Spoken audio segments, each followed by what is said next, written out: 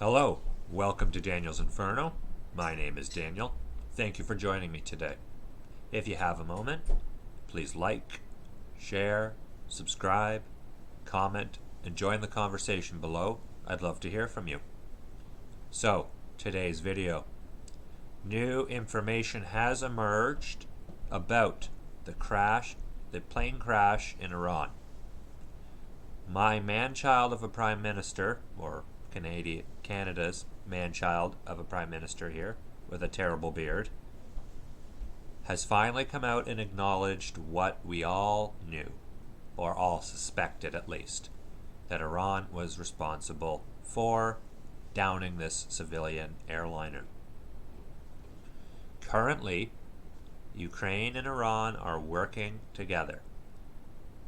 What I read this morning was that Iran had sent information to Canada, Sweden, Boeing, and the US, even though originally they weren't going to involve them. Now, how much information, what information they sent is all suspect. We obviously, that's the important part, and we don't know what was sent. They control the flow of information here. So let's start off by listening to Justin Trudeau. Since I last addressed Canadians, there have been ongoing discussions with foreign ministers, senior intelligence and military officials, including the fourth meeting of our incident response group. There have been important developments regarding the potential causes of this deadly crash, developments of which Canadians should be made aware. The news will undoubtedly come as a further shock to the families who are already grieving in the face of this unspeakable tragedy. We have intelligence from multiple sources, including our allies and our own intelligence. The evidence indicates that the plane was shot down by an Iranian surface-to-air missile. This may well have been unintentional. This new information reinforces the need for a thorough investigation into this matter. Canada is working with its allies to ensure that a thorough and credible investigation is conducted to determine the causes of this fatal crash. As I said yesterday, Canadians have questions and they deserve answers. Listen to that. That is not a person with strength and conviction. That is a person with a wet noodle for a backbone. This is not a leader. He should be saying, if this was done by Iran, we will be looking to our allies and into strategies in which we can use economic sanctions and other methods to penalize this action. There must be repercussions. I'm not suggesting war. I'm not suggesting we bomb. I'm not suggesting anything like that. I am suggesting that when we allow our civilians to be errantly become casualties and we do nothing about it, not only is that weakness, that's wrong. That's just wrong. On any standard of morality, not just my own, any person should look at that and say, that's not right. You know, the victims' families should have the knowledge knowing that this happened, but Canada did what they could do to get justice. Trudeau called for a full and thorough investigation into the crash. Iran has ruled out a missile strike by its air defense. It came, just as we know, hours after Iran carried out missile strikes. CBS News quoted U.S. intelligence sources as saying satellites detected infrared blips of 2 missile launches, followed by another blip of an explosion. Meanwhile, Newsweek quoted a Pentagon and senior U.S. official, as well as an Iraqi intelligence official, as saying they believed Ukraine International Airlines flight was hit by a Russian-made Tor missile, which is routinely used in Iran. So if we take a look just at this picture here, this is one of the engines. The inside of the engines are almost fully intact. if it was a fire, it should it it should be a smoldering wreckage, okay? And don't get me wrong, I understand that is a wreckage here of this engine, but the insides looked almost like if you fixed the outside that it would just start again. Trump said he had suspicions about what happened to the plane. Iran said it will not hand over the recovered black box to Boeing or the US. Under global aviation rules, Iran has the right to lead the investigation. US satellites also reportedly detected missile launches shortly before the Ukrainian plane exploded, like I said.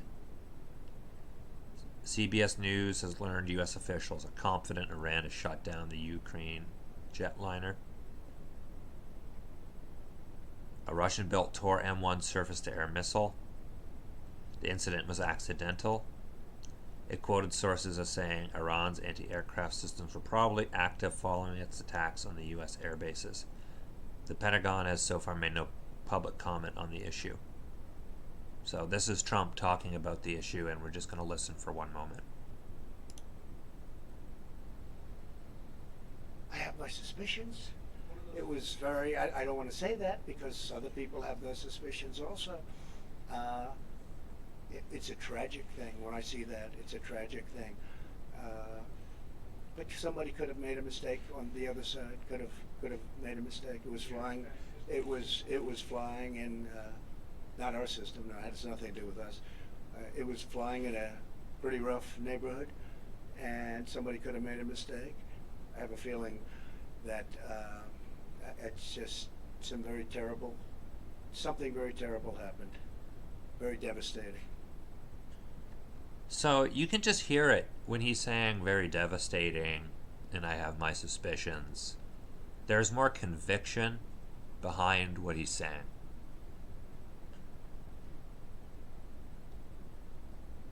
The Secretary of Ukraine's Security and Defense Council said in Facebook that 3 of 4 main possible crash causes were being considered. Anti-aircraft missile strike, taking into account reports of a missile being found near the crash site. Mid-air collision with a drone or other flying object. An explosion inside the plane as a result of a terror attack. Engine destruction or explosion due to technical reasons. They wanted to search for possible debris from a missile at the site of the crash. Iran is known to have Russian missile defense systems. It's not only concerning, as Boris Johnson says down here, that reports in the media were very concerning and the government wanted to see a full, transparent investigation. Unfortunately, Boris, we aren't going to receive that. That is a very, that's a pie in the sky dream there. So the Twitter reaction, and again, I would like to see some sort of justice instead of just, well, this was an accident. Oops, Iran made a mistake. Because that mistake caused 176 lives.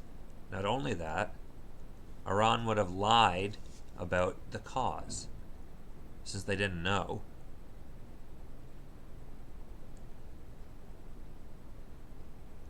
Iran didn't close its airspace to commercial flights after it launched missiles and put its air defense on high alert is yet another example of how extraordinarily incompetent these authoritarian regimes are.